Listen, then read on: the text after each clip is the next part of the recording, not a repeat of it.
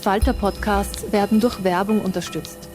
Das hilft bei der Finanzierung unseres journalistischen Angebots. Falter Radio, der Podcast mit Raimund Löw. Sehr herzlich willkommen, meine Damen und Herren, im Falter Radio. Der Holocaust, Genozid und der 7. Oktober, das ist der Titel dieser Sendung.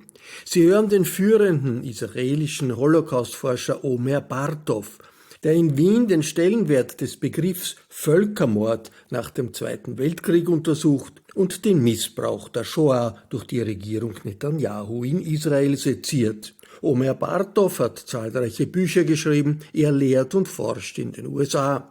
Bartov ist eine Autorität zur Geschichte nach dem Zweiten Weltkrieg. Seine Argumente sind kontroversiell. Im vergangenen Jahr unterzeichnete er einen Aufruf tausender israelischer und amerikanischer Wissenschaftler, in dem es heißt, für Juden in Israel wird es keine Demokratie geben, solange Palästinenser unter einem Apartheid leben. Nach Wien eingeladen hat Omer Bartov das Sir Peter Ustinov Institut in Zusammenarbeit mit dem International Institute for Peace. Es ist eine wegweisende Wortmeldung für unsere Zeit, gehalten auf Englisch. Hören Sie sich das an. So recently, the Holocaust has again become common currency. 8 decades after the end of World War II, the memory of the extermination of the Jews by the Nazi regime and its collaborators is repeatedly invoked.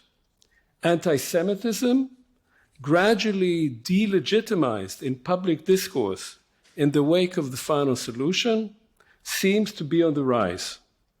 The well-meant, possibly sincere vows of never again, which became the staple of post-war pronouncements and ethics, seem to have been brushed aside and forgotten, as violent rhetoric and actions against Jews have gained new adherents. Now, this is how many Jews around the world, as well as most Israelis, understand the present moment. This is the context in which it has become legitimate to speak about Hamas not only as the equivalent of ISIS or Al-Qaeda, but also as Nazis. It's the context in which pro-Palestinian demonstrations are labeled anti-Semitic.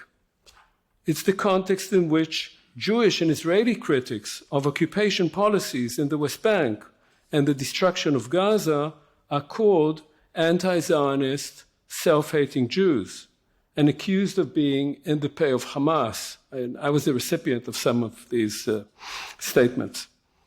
This is also the context in which a desire to turn the tables on those who repeatedly invoke the Holocaust to legitimize indiscriminate violence produces a counter-discourse of Zionism as a racist colonial ideology and of Israel as a Nazi-like genocidal state, an entity that must be wiped off the map. Extremist Jewish calls to establish a halachic Jewish religious state from the Jordan to the sea, which is a religious version of secular Zionism's goal of Jewish rule all over all of historic Palestine, are answered by demands from pro-Palestinian protesters to establish a Palestine from the Jordan to the sea, echoing the extremist platform of Hamas, which seeks the establishment of an Islamic Palestine in that very same territory. In other words, allegations of genocidal intent by one side appear to legitimize genocidal intent by the other, and all in the name of liberation, self-determination, justice, and dignity. So in what follows, I will attempt to briefly discuss some of the fundamental questions regarding the use and abuse of the Holocaust as a historical event, a traumatic memory, and a warning to future generations. So we begin with the question of Holocaust uniqueness. As a historical event, I would contend that by now the scholarly consensus puts the Nazi mass murder of the Jews within the context of a series of modern genocides, starting perhaps as early as the extermination of the Herero and Nama populations of German Southwest Africa, present-day Namibia, in 1904, the first genocide of the 20th century. Other contexts would include imperial and colonial violence, such as the 1915 genocide of the Armenians by the Ottoman Empire and the mass murder in Belgian King Leopold's Congo prior to World War I. Some scholars would argue that the Holocaust was an instance of population policies, starting with the Balkan Wars of 1912 and 1913, while others would associate it with genocidal, totalitarian, expansionist policies, such as those implemented by Nazi Germany and Stalinist Soviet Russia in the so-called bloodlands of Eastern Europe. Finally, within Jewish historiography, the Holocaust has been contextualized as part or as the culmination of a long history of anti-Jewish violence, whose most immediate previous manifestation was the mass pogroms during the Russian Civil War of 1918-1921. So all of these are different potential contexts. For historians, the claim of historical uniqueness is both a truism and a contradiction in terms. It is a truism because no historical event is precisely the same as any other. It is a contradiction in terms because no historical event occurs outside of a context and therefore cannot be understood other than by tracing its roots, comparing it to related events, and evaluating its relationship to other simultaneous developments. For instance, barring Germany's invasion of the Soviet Union in June 1941, the final solution would have been very different and might not have even happened at all. To put it differently, historical uniqueness implies extracting an event from history and propelling it into metaphysics, which is not an area in which historians feel at home.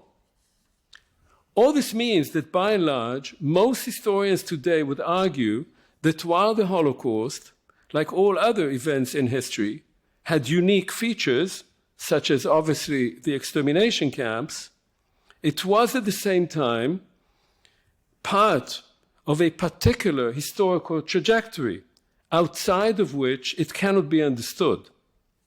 What then is at stake in asserting the uniqueness of the Holocaust?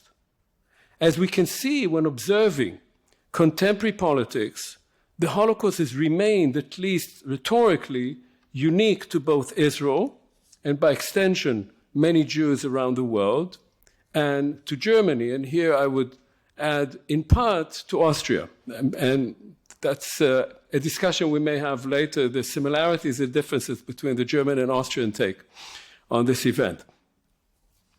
This is not the place to closely analyze the stakes of insisting on the uniqueness of the Holocaust in Germany.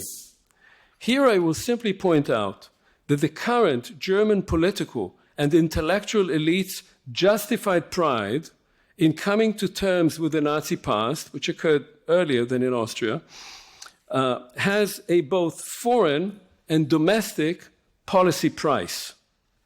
As far as foreign policy is concerned, it has largely limited Germany's ability to recognize and respond to present-day wrongs by other actors because of Germany's own past crimes. Thus, the German reluctance to help Ukraine defend itself against Russian aggression was justified by evoking the crimes of the Wehrmacht in the Soviet Union, including, of course, Ukraine, in World War II. That is, as the argument goes, how can Germany supply arms against the Russian army in view of the devastation caused by German-made arms 80 years ago? Ironically, this means that Germany is helping Putin's Russia implement the kind of expansionist imperial policies in Europe today that Germany implemented on the eve of World War II. But German attitudes toward Israel are far more telling and resonate much more passionately in the public sphere. Even before the events of October 7th, Germany insisted on being among Israel's staunchest defenders and found it almost impossible to voice any criticism of Israeli policies, to the extent that government-appointed anti-Semitism czars accused Jewish and Israeli critics of Israel as being anti-Semitic, which I found particularly ironic. Germany's insistence on defending the memory of the Holocaust, or as Chancellor Angela Merkel phrased it, its recognition that responsibility for the Holocaust was part of our national identity and that Israel's security was Germany's Staatsräson, has also had domestic implications. According to figures issued by the Federal Statistical Office in 2021, over 14 million people, or 17% of the population, had immigrated to Germany since 1950, with almost 5 million additional people, another 6%, being direct descendants of parents who had both immigrated since 1950. The figures are quite similar in Austria, it appears. This implies that a fifth of Germany's population traces itself back to an entirely different history, many coming from Southeastern Europe, Turkey, and Syria, including 5 million Muslims. Yet part of Germany's policy of integrating newcomers into their new society is accepting that cardinal aspect of post-1945 national identity, that is, responsibility for the Holocaust. And, as some have argued, one result of Germany's pride in facing up to the Holocaust is the sense that this relieves the state of the need to tolerate its multiple new others. As Germany's face changes, its adherence to a national identity based on the Holocaust may become a hindrance to social solidarity rather than an instrument for creating a post-Nazi society or nation. As for the case of Israel, as several scholars have shown, early public and educational attitudes toward the Holocaust in Israel tended to marginalize it as a shameful and embarrassing part of Jewish history and an obstacle to creating a new generation of proud and brave new Jews in the Promised Land. Hence, the focus remained for a long time only on the ghetto fighters as the exception to the rule, represented by the Jewish masses who went like sheep to the slaughter. This is part of the kind of education that I received in the 1960s. Despite the impact of the Eichmann trial in the early 1960s, this attitude began to change only in the 1980s, not least in response to the war of 1973 and to the rise of Menachem Begin's Likud party to power. The new approach, which has since become dominant, has made identification and association with the Holocaust into a mechanism of integration and social solidarity between the secular and the religious, the Ashkenazi and the Mizrahi communities, those who came from North Africa and the Middle East, and the old and the young. This re-centralization of the Holocaust as the cardinal moment of modern Jewish history has had the effect of both insisting on its singularity and of interpreting it not as a past event, but rather as a clear and present danger of isolation and destruction. From this perspective, the Holocaust is seen in Israel not only as an event that made the creation of the state an undeniable and urgent necessity, but also as making Israel itself into a unique entity that operates according to its own rules and logic. In other words, the Holocaust liberates Israel from the constraints of all other nations, not least because they, as the saying goes, stood by while the Jews were slaughtered. You can hear a lot of that on the media right now, in fact. At the same time, the centrality of the Holocaust in Israel, in Israeli education, and in political and public life makes national solidarity into one based on fear and trepidation, rather than on security and improvement of individual and collective life.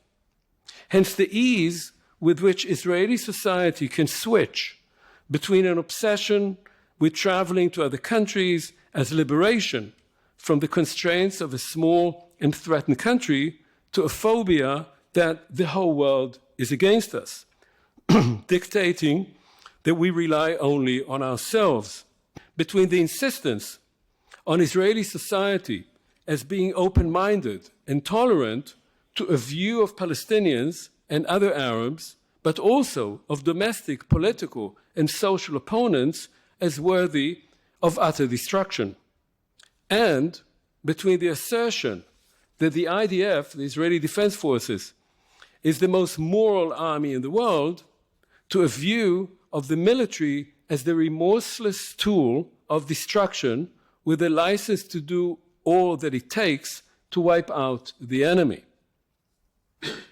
And so the Holocaust uniqueness has a price, quite apart from being historically at best inaccurate.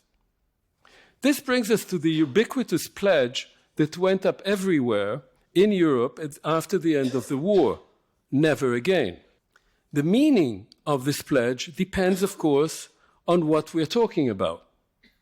If it meant never again the Holocaust, then this was not a difficult pledge to keep, since the Holocaust as a historical event, though certainly not as a personal and collective trauma, was over by then. And since history does not in fact repeat itself, there was no danger of that particular Holocaust ever happening again. But obviously, there were other ways of interpreting this pledge. If as many Jews, and certainly as the State of Israel understood it, the pledge meant never again another genocide of the Jews, then we can also say that it was kept, just as the fear that it might happen, as I noted, had various political repercussions. Indeed, the founding of the State of Israel was supposed to serve as the best insurance policy against a Jewish genocide ever happening again. That was one reason why, so soon after the Holocaust, the international community largely supported the creation of Israel. Ironically, as many have pointed out, Israel turns out to be the least safe place for Jews since 1945, as well as the one most focused on another Holocaust happening to it, a focus that has become a motive and a tool of policy, as well as an instrument for shaping its citizens' minds. However, if the pledge meant, as many others believed, including some prominent voices among the survivors, never again genocide, a mass murder of a particular population because of the identity ascribed to it by its perpetrators, then of course the pledge proved worthless. We've seen numerous genocides and other crimes against humanity since 1945, and for decades the pledge was not even invoked. Interestingly, it was this pledge, the pledge never again to carry out genocide, that was in fact inscribed in law. In 1948, the United Nations passed the Convention on the Prevention and Punishment of the Crime of Genocide, which came into force after a sufficient number of states signed it in 1951. But that resolution was not invoked for decades thereafter, not least because its adjudication and enforcement depend on international consensus that was prevented by the division of the world into two opposing camps during the Cold War. Only after the collapse of the Soviet Union, which was supposed to have heralded the end of history, and the two major genocides that followed swiftly thereafter, did the Genocide Convention make a first appearance, though it's 40 years later. The International Criminal Tribunals for the former Yugoslavia, the ICTY, and Rwanda, the ICTR, which deliberated the mass crimes committed in those countries in the 1990s, followed in the wake of the legal framework created in 1945 by the International Military Tribunal in Nuremberg, the Genocide Convention of 1948, and the Geneva Conventions of 1949 and subsequent protocols. The International Court of Justice, the ICJ, created in 1945 as part of the United Nations structure, whose role is to adjudicate disputes between states as well as to legally advise the UN, similarly took a long time before it turned into the all-important issue of genocide. Only in 2019, it began proceedings against Myanmar on the alleged genocide of the Rohingya, as requested by the Gambia. In 2022, it issued provisional measures against Russia, following a filing by Ukraine. And in 2024, it issued provisional measures concerning Israel's war in Gaza, following a filing by South Africa. So this is all very recent. Finally, there is the International Criminal Court, the ICC, whose establishment was recommended in the 1948 Genocide Convention, but of course was postponed. It was finally created only in 2002, based on the 1998 Rome Statute, against which Israel voted, not least because the statute defines, quote, the action of transferring population into occupied territory as a war crime. Currently, 4 signatory states, interestingly, Israel, the United States, Sudan, and Russia, have given notice that they no longer intend to become states parties and thus have no legal obligations arising from their signature of the statute.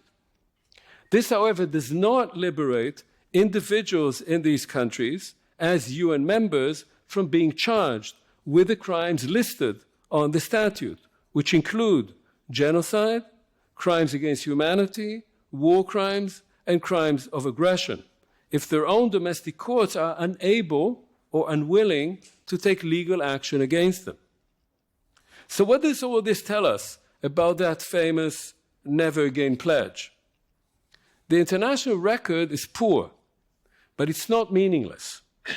An entire edifice of international humanitarian law was created in the aftermath of World War II, which has since been greatly expanded and interpreted through international negotiations and case law. As is the nature of international law, its enforcement is the function of political circumstances, as well as, of course, the respective power of the states involved. Nonetheless, this edifice has become a major player in the affairs between states and has set certain limits on their conduct toward other states and, to a lesser extent, toward their own populations. Although the origins of this system date back to the 19th century, much of the impetus for its vast expansion must be traced to the mass crimes of World War II, and most especially to the Holocaust. In retrospect, this was both a blessing and a curse. Even if we accept that the Never Again pledge referred to future genocides rather than to the specific case of the Holocaust, the particular nature of the final solution created such an extreme and singular image of genocide that future genocidal events could be said to not entirely match it. In other words, the Holocaust triggered the Genocide Convention, but also set a very high bar to identifying genocide as only an event of similar range and bureaucratic efficiency. This also created a gap between how genocide is defined in the Convention, which leaves much greater room for interpretation, and the legal, political, and popular imaginary of genocide as having to resemble the Holocaust in order to merit the title. So this then raises the next question, namely whether the mass murder of the Jews serves as a guide to the nations of the world, and if so, in what ways? It can be said that over time, and especially since the 1990s, the Holocaust came to symbolize the epitome of evil in much of the world. This was a long and uneven process, and I actually remember many parts of it throughout my own, by now, pretty long career. But it culminated, for instance, in the 2005 United Nations resolution on the 60th anniversary of the liberation of Auschwitz, designating January 27th as International Holocaust Remembrance Day. Similarly, in 1995, the European Parliament adopted resolutions drawing attention to the obligation to remember the genocide of the Jews, both through commemorations and by means of education. Somewhat more problematically, and I'll say a word about that in a moment, in November 2018, the EU became a permanent international partner of the International Holocaust Remembrance Alliance, known as IHRA.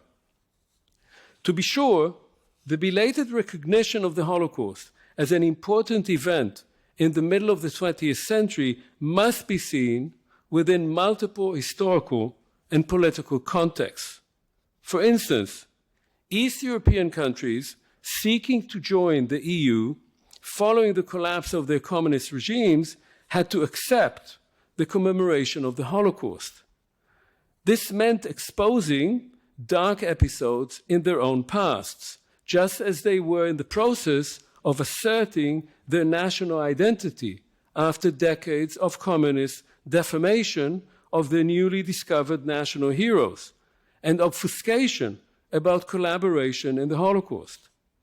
The result was what has been called a competition of victimhood, or rhetoric about the so-called double genocide, one by the Nazis of the Jews and one of our own people by the communists, often associated with Jews. The growing focus on the victimhood of the Jews has had all kinds of unexpected, deleterious consequences. I've already alluded to the case of Germany in terms of its effects on integrating immigrant populations. Another effect has been a growing impatience among young generations of non-immigrant Germans with the constant harping on the duty to remember, which brings with it also attributions of generational guilt, or at least responsibility. The rise of anti-Semitism in the German right, which has, of course, other socio-economic causes, cannot be entirely divorced from this sense among younger German cohorts of imposed guilt. The tendency in Germany, France, Britain, as well as the United States, to associate anti-Semitism with immigrants, especially from Arab and Muslim countries, often misses the mark by dismissing the deeper local roots of anti-Jewish sentiments. This sentiment has a complex relationship with the expansion of Holocaust commemoration and education, related to the visible presence of well-integrated Jews within political, economic, and educational elites in those countries. It also is related to the role Israel plays in the life of the Jewish diaspora, the policies of these Western powers toward Israel, and the impact of Israeli occupation policies on Muslim, Arab, and liberal constituencies, especially among the young. Here the tension between the proliferation of Holocaust remembrance throughout the West on the one side, and the proliferation of images of Israeli oppression of Palestinians on the other has been most palpable and has reached the moment of crisis since the Hamas massacre of October 7th and the subsequent destructive Israeli assault on Gaza. So can the mass murder of the Jews serve as a guide in this instance? The answer to this depends on the beholder. Most Israelis perceive the war in Gaza as a just response to and an attempt to prevent another instance of a massacre of 1,000 Israeli civilians, not all of them Jewish, by the way. Since the Hamas massacre is constantly portrayed as genocidal, and Hamas described in the Israeli media as a Nazi organization, the obvious conclusion is that the war in Gaza must be guided by the lessons learned from the Holocaust, and thus must be implemented as a robust but unavoidable measure to prevent the repetition of another Jewish genocide. And that's very much the language that is used. Conversely, most supporters of the Palestinians and other critics of Israeli policies see what they describe as a brutal and indiscriminate destruction of lives and property in Gaza as genocidal. They thus turn to the core lesson of the Holocaust, the 1945 Genocide Convention, to argue for an immediate halt to the Israeli assault as an obligation of the international community pledged to prevent, stop, and punish the crime of genocide. To say that one lesson of the Holocaust is to bring Israel before the ICJ on charges of genocide appears to many as appalling and is generally portrayed in Israel as a cynical action motivated by anti-Semitism. Conversely, others argue that silence and inaction by the international community will expose the impotence of the very edifice of international humanitarian law that was put into place in the wake of the Holocaust. This conundrum leads me to the following question. If the Holocaust was the clearest justification for the need to create a Jewish state, what role has it played in Israel's history for the last 7 decades? For most Jews around the world, the establishment of the Jewish state as a haven for the remains of world Jewry seemed the only logical conclusion of the Holocaust.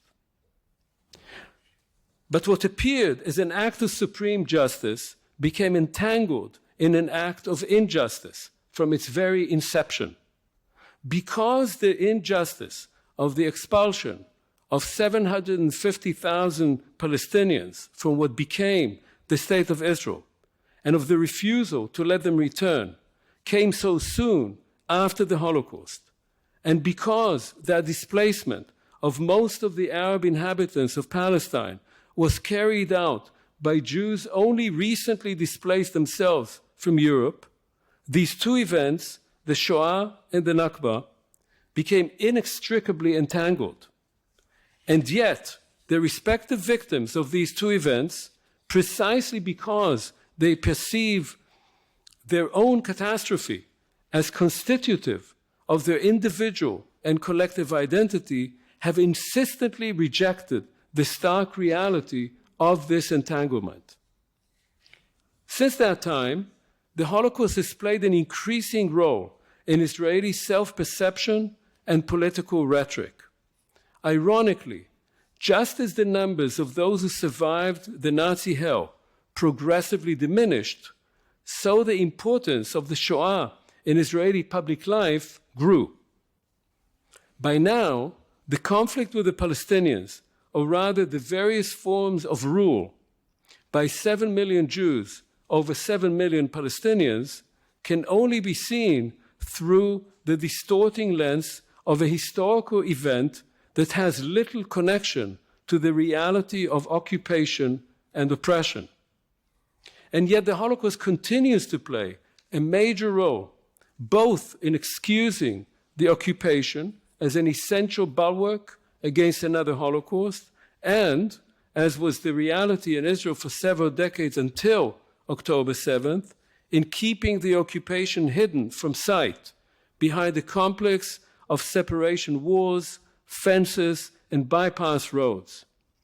In this manner, undemocratic and oppressive rule over the other half of the population was repressed as unrelated to progressive, wealthy, Western-oriented Jewish Israel. Eventually, the clarifying catastrophe of the Holocaust became, for most Israelis, a vast and ugly fig leaf, whose combined effect was a lamentable combination of self-victimization and self-pity with self-righteousness, hubris, and euphoria of power, whereby one side of the equation justified the other. Ethical concerns and moral qualms were brushed aside, either as marginal or distracting, in the face of the ultimate cataclysm that is the genocide of the Jews. What had been for long the never again syndrome thus became its exact opposite, the again and again syndrome, an internalized, irrational, and misleading terror of another Holocaust, always lurking behind the corner, from which one can liberate oneself only by lashing out, pressing down, breaking in, and blowing up, both one's own doubts and unease, and any real or perceived external threat. This is not, I would argue, a mental condition or a historical understanding conducive to tolerance, understanding, moderation, or reconciliation. To be sure, there were always other forces in Israel that worked against the so-called Holocaustism or Shoatiyut, arguing that the growing prevalence of Holocaust paranoia and fears of universal anti-Semitism were bringing about precisely what they sought to forestall, namely growing resistance from the occupied and growing disenchantment with Israel by its greatest foreign supporters. But even those more liberal forces in Israel never entirely liberated themselves from that constitutive Holocaust mentality, as can be seen these days with what has been called the sobering up or hitpakhut of the Israeli left. Thus, we repeatedly hear about the left's realization that, contrary to its hopes, it had turned out that the Palestinians really do want to perpetrate another Holocaust on Israel. Consequently, Israelis have no choice but to do all it takes to protect themselves, no matter what the rest of the world may say. This mentality has been cultivated for years now by Prime Minister Benjamin Netanyahu and his successive governments.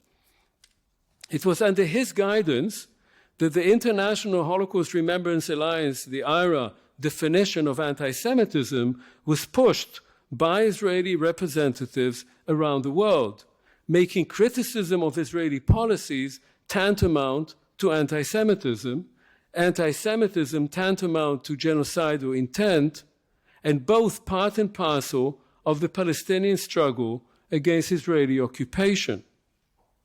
The aggressively critical responses we hear today in Germany, France, Britain, the United States, I'll add Austria here, to those calling to put an end not only to the slaughter in Gaza, but also to the entire apparatus of occupation, testify to the success of Netanyahu's rhetoric, which presents resistance to occupation as genocidal, and illegal settlement as a just Jewish response to past and future Holocausts. The abuse of terminology has therefore become a tool of policy and an instrument of obfuscation and propaganda. It is for this reason, I think, that we, as scholars, citizens, dedicated to truth, to justice, and to transparency, must insist on what we mean when we use such terms and expose those who intentionally or out of ignorance misuse them. Indeed, only by clarifying our terms can we begin moving toward resolving the crisis and opening up the path for political reconciliation and justice for all. Yet this is far more difficult, of course, than one might think, and I'll cite one example.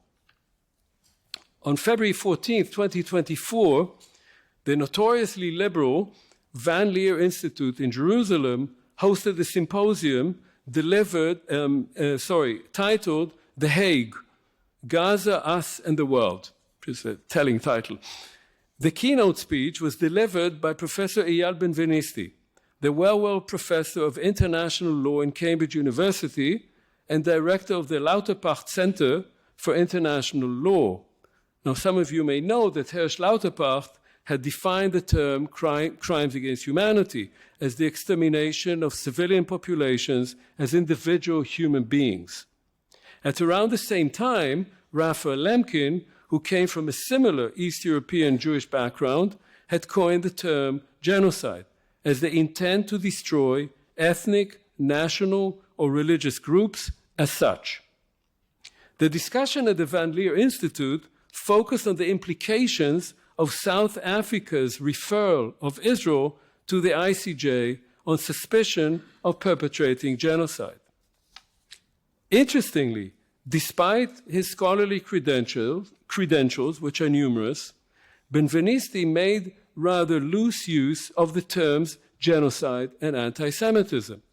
As he put it, South Africa's action was not motivated by a desire to stop the war in Gaza, but rather intended, quote, to exploit the international stage in order to deny the legitimacy of the Jewish state and to undermine the deep connection between the existence of the state as national resurrection following the attempt to exterminate its people, end of quote. For that reason, he agreed with the Israeli defense team's description of South Africa's filing as a, quote, blood libel, thereby linking it directly to the deepest wells of European anti-Semitism.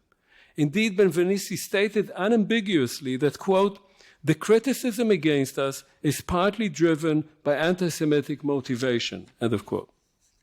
Conversely, in Benvenisti's view, the, quote, terrible massacre, the genocide carried out by Hamas on the Black Sabbath, which is the name used in Israel for October 7th, and the crimes it committed, indeed fit the definition of genocide. Asked about the statement in the discussion, Benvenisti reiterated that to his mind, quote, people had been killed and slaughtered in a terrible manner, that's on October 7th, because they were members of a group and only for that reason. This is the definition of genocide according to the convention, end of quote. Now, I cite Benvenisti's statements because they demonstrate that even among experts of the very terms in question, other factors tend to intervene when discussing issues close to their own worldview and sentiments. Benvenisti provided no proof whatsoever that either South Africa or the ICJ was motivated by anti-Semitism, but simply asserted the fact to the general agreement of his almost exclusively Jewish Israeli audience. To those present, apart from one Palestinian professor of law, Raif Zrek, who raised some questions about these assertions, this was obvious. Similarly, Benvenisti's assertion that the Hamas attack was genocidal was stated without any perceived need for proof. The fact, for instance, that Hamas militants also massacred Bedouin and Filipino and Thai workers who clearly pointed out to them that they were not Jews was not considered. Nor did Benvenisti entertain the possibility of categorizing the Hamas attack as a war crime or a crime against humanity, which it obviously was. Simultaneously, he insisted that even the suspicion that Israel's actions in Gaza costing the lives by now of over 37,000 people, including over 15,000 children, even asserting that those might be criminal, was clearly anti-Semitic.